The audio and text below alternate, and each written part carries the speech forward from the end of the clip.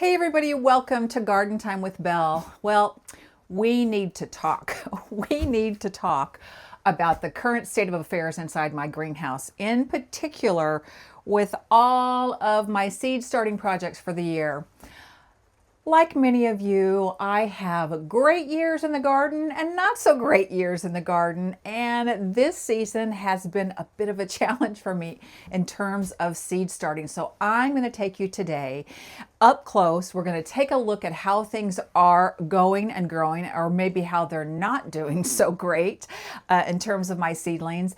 And then, of course, I'm going to try again, because today I'm going to have you come along with me as I sow more trays of seed. Fingers crossed it'll work out this time.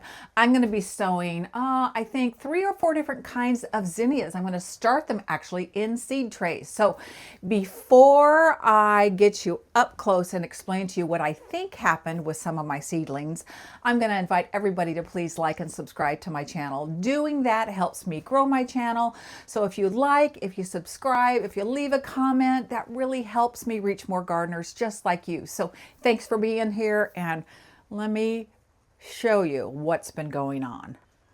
All right, time for some show and tell. So I'm just going to go down my workbench here and show you my trays of seedlings or lack of seedlings. And then I'm going to share with you all what I think I did wrong, where I made some mistakes. As I mentioned, I usually have great success with seed starting, but this year has been a struggle, and some years are just like that.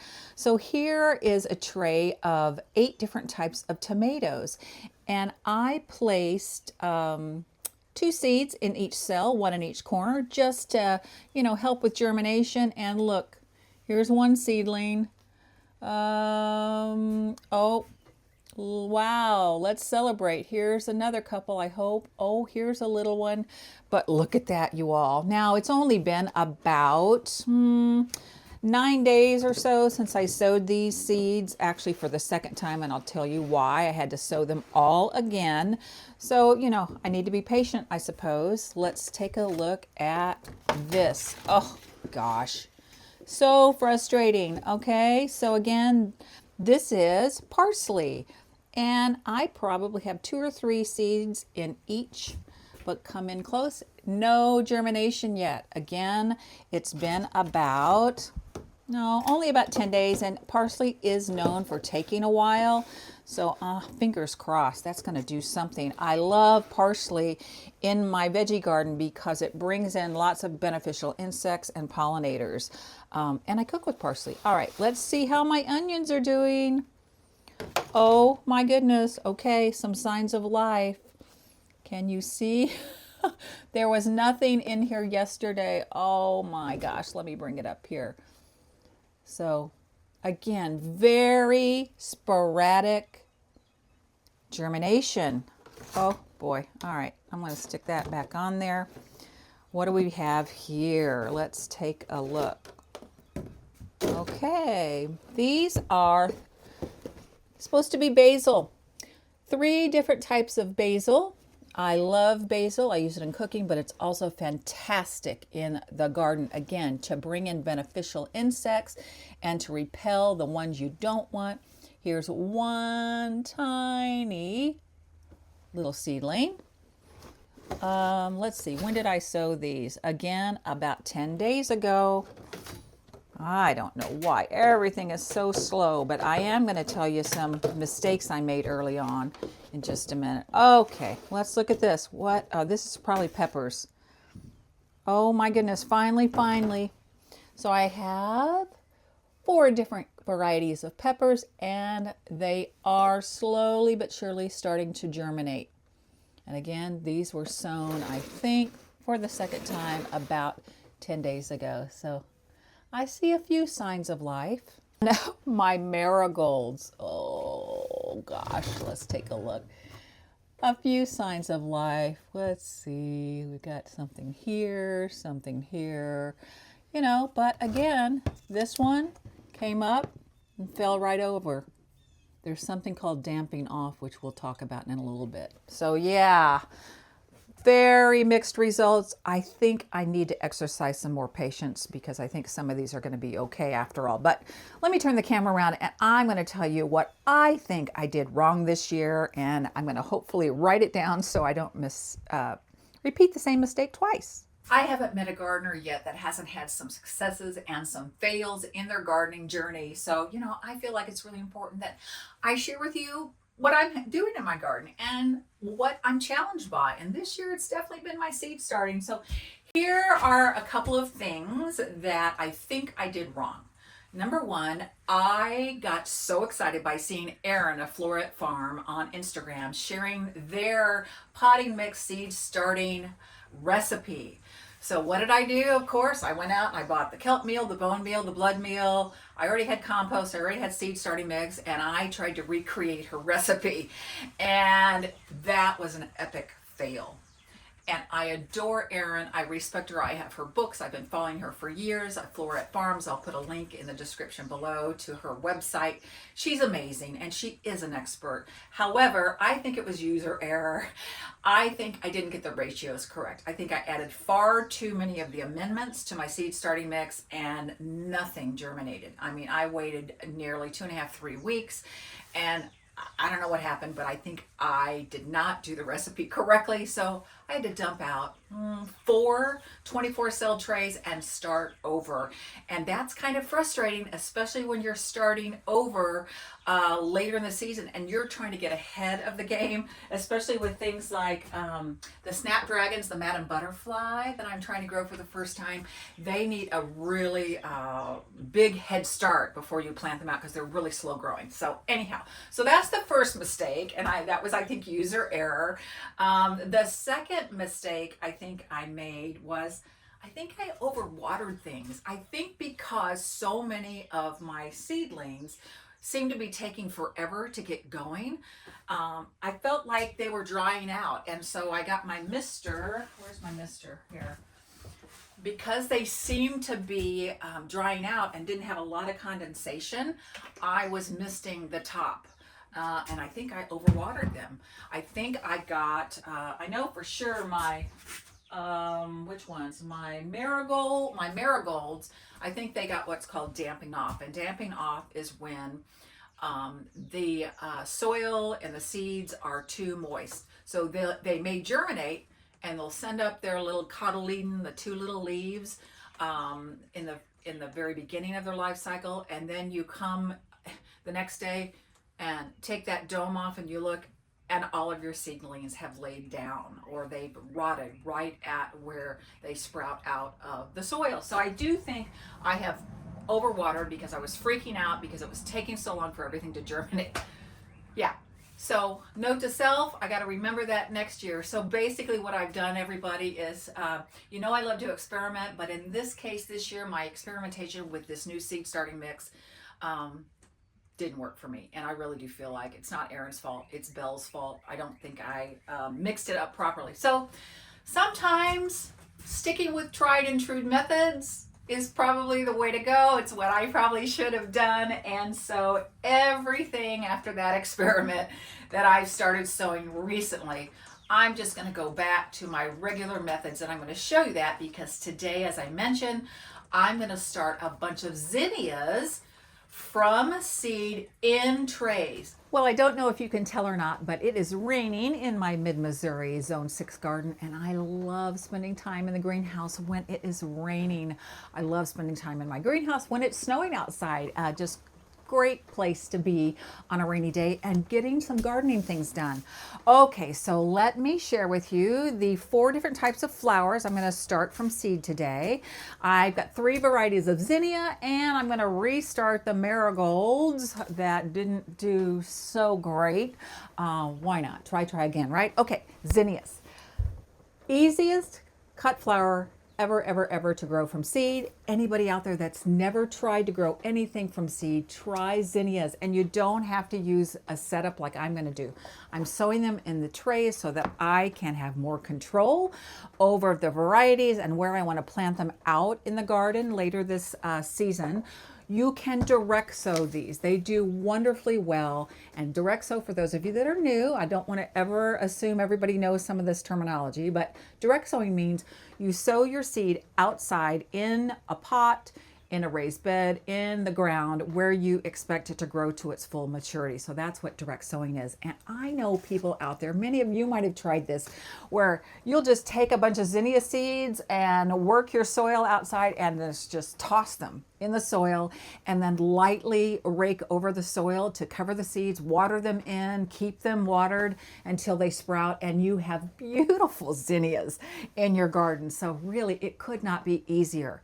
All right, here are my varieties. I am going to grow floret seeds. I love floret seeds, as you know. I'm going to try her unicorn mix. This is flower power to the max. Look at all those colors. I mean, wow, wow, wow. One of my goals for this garden season is, in terms of color palette, I'm going bold. All the things I'm growing from seed for cut flowers, as well as I've ordered and will be picking up more and more annuals to be out in the landscape. I'm just going really big and bold this year. Last year I did more, softer muted tones, and this year I'm like switching it up. And that is the beauty about growing annuals from seed, but also buying annuals at your local nursery. You can change it up, and I love change. I've always loved change, and so yeah, it lets you do that when you can pick and choose. And so that's going to be my approach this year. So unicorn mix. And then I have two other varieties that I've had this seed for about a year and a half, but I think it's going to be fine. This is Baker Creek seed, which is awesome seed. I'm going to do the Queen Lime Red. Very popular, very, very popular variety. I've never grown it before, but I'm going to try that this year. And the Queen Lime Blush. Out of my comfort zone a little bit, but I mean, talk about bold color. That's my goal this year. So I cannot wait for these to be growing in my garden. I grow a lot of these things actually to use as cut flowers because I love creating bouquets. I have fresh flowers in my house all summer long, and I love also taking all my friends and family little bouquets and little gifts and things like that. It just brings me a lot of joy. I mean, who doesn't love fresh flowers, right? And then, as I mentioned earlier, I'm going to restart the Marigold French Red Cherry. It's an epic gardening seed. I grow lots of marigolds because I place them all throughout my veggie garden, my raised bed garden out here. They are wonderful to draw in beneficial insects and repel yucky insects that you don't want ruining your crops. So that's the plan. So let's get started. I'm pretty sure, let me just look at the seed packet. Yes, all of the seeds I'm growing today need to be sown at 1/4 of an inch deep. I mean, that's not very deep at all. So I'm going to barely push a little indents into the top of the soil, drop some seeds in, cover it lightly, and probably, like I always do, I'm going to cover the top with vermiculite and then mist that in. So 1/4 inch deep for all the seed. Really easy.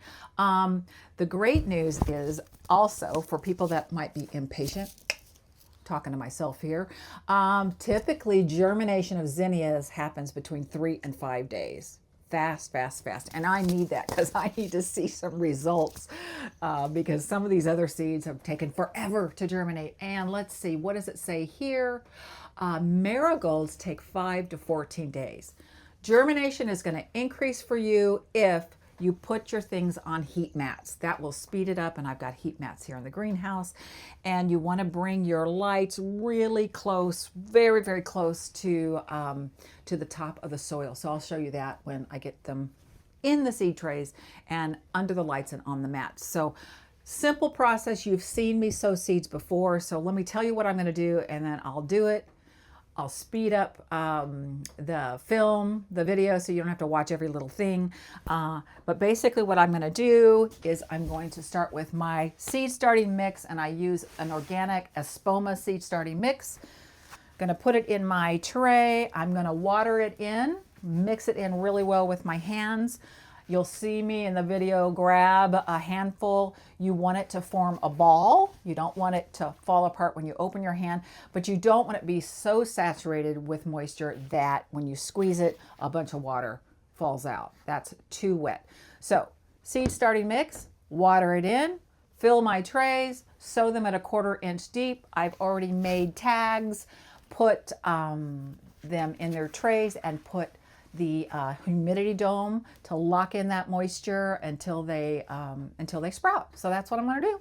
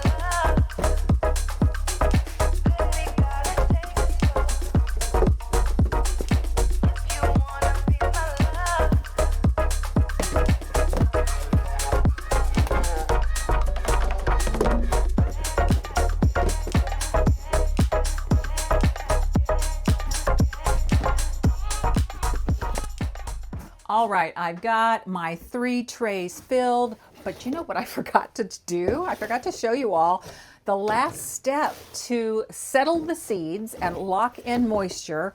I need to mist the top of these trays before I put the dome on them. So I'm going to take the dome off, and where's my mister? Here it is. So this settles the seed, as I said, and the vermiculite locks in moisture. Vermiculite is kind of a stone lava. I'm not exactly sure what kind of rock it is, but it is absorbent. So it will lock in moisture, which is what these seedlings need for sure to get going. So I'll just pump it up and finish the rest of these. All right, so that's more like it. So I better get these domes back on. Okay, so let's see. I've got 1 heat mat free. So I'm going to put the domes on, and I'm going to try to squeeze all 3 of these somewhere. I'm not sure I'm going to be able to put both or all 3 on here. Let's see what I can finagle. Let's do this. What are these? This is parsley. Oh yeah, it has a really long, takes a long time for parsley to germinate. So let me squeeze in, play Jenga with my trays. Those of you that start plants from seed, you understand. You totally understand what I'm talking about, and just move them around. Okay, so here they are. I need to lower my lights. Now, the lights aren't that important. Some seeds, it'll say takes light to germinate. I just always go ahead and lower the lights down. So yeah, I think that will be fine. Let me get these a little bit lower back here. Oh, that's a little bit too low. Okay, all right, so next, all that's left, I do need to do a little cleanup, but thank goodness I have a greenhouse, because if I make a mess, I just get the leaf blower out or the broom and sweep it all away. Well, that's just about going to do it for today's video. Thank you guys for hanging out with me as I got to start 3 more trays of plants. 3 types of zinnias, and I re-sowed all the marigolds that didn't do so great. I hope the takeaway for you from today's video is if you have struggles in the garden or in the greenhouse or in seed starting, it's not unusual. All of us as gardeners have some struggles from time to time. Never ever have I had one season be exactly the same as the next season. And it's just part of growing as a gardener and learning and trying new things or going back to tried and true methods that have worked for you in the past. So that's what today's video really was all about. And you know, I will be bringing you back and giving you updates just like I did today on some of the other things that I started a week or so ago.